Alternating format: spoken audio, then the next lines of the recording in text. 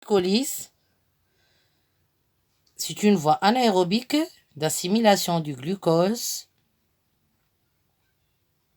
en aérobie dans l'hyaloplasme de la cellule.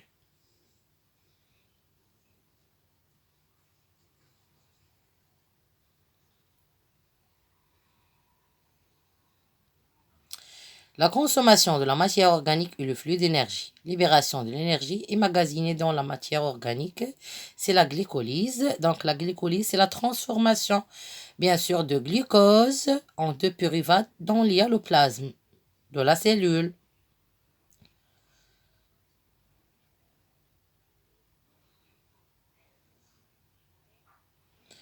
Donc voici une cellule végétale, bien sûr, qui est formée de plusieurs particules. Donc ici, on trouve la vacuole, réticulum endoplasmique rugueux, les chloroplastes, l'appareil de Golgi, les mitochondries. Donc les plantes chlorophylliennes sont des êtres vivants autotrophes.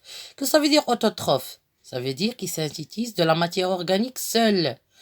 Donc à partir de la matière organique synthétisée, on forme de l'ATP grâce à la présence des mitochondries. Voici les mitochondries. Donc, grâce à l'énergie lumineuse, les chloroplastes, par la présence de l'eau, CO2, sels minéraux, la photosynthèse, forment la matière organique plus l'O2. Dans la mitochondrie, on transforme en H2O, CO2 et l'ATP, c'est l'énergie. Voici la respiration. C'est ça la respiration.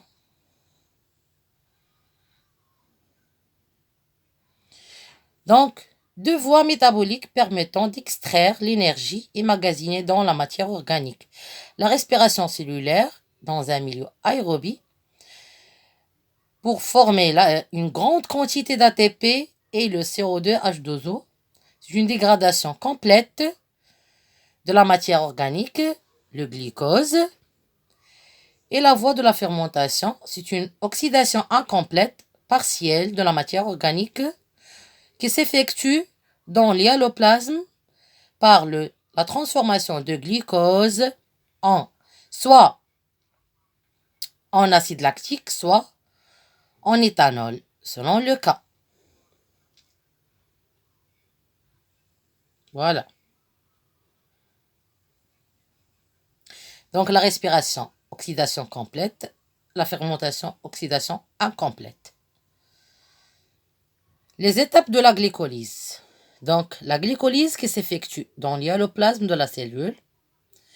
Donc après la pénétration de glucose, on transforme le glucose en acide pyruvique ou bien pyruvate et la production bien sûr de 2 molécules d'ATP.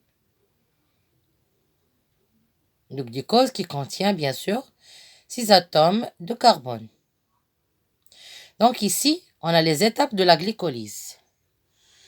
Donc le glucose, par l'intervention de l'ATP, se transforme en glucose phosphate.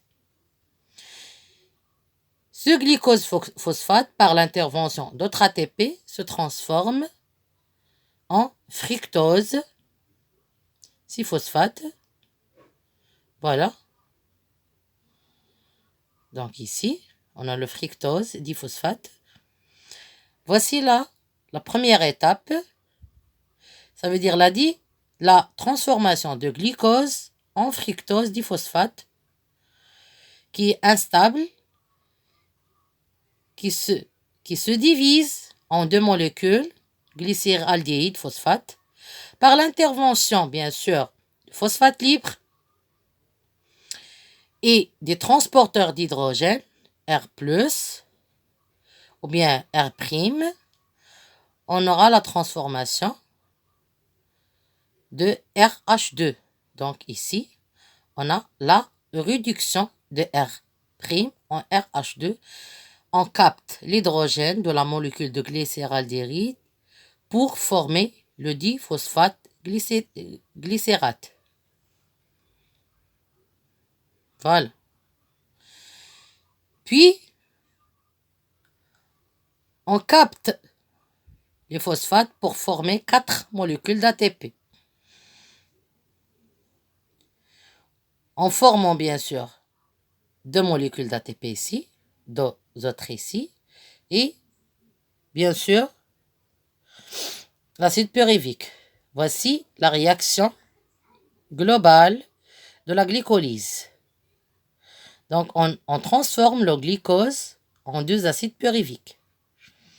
Voici la réaction C6H12O6 par l'intervention de 2R', 2 ADP, 2 PI donne 2 molécules de pyruvate CH3COCOH plus 2RH2 plus 2 ATP qui se déroule bien sûr dans l'hyaloplasme et c'est une étape commune entre la respiration et la fermentation, les deux bien sûr. Et merci pour votre attention.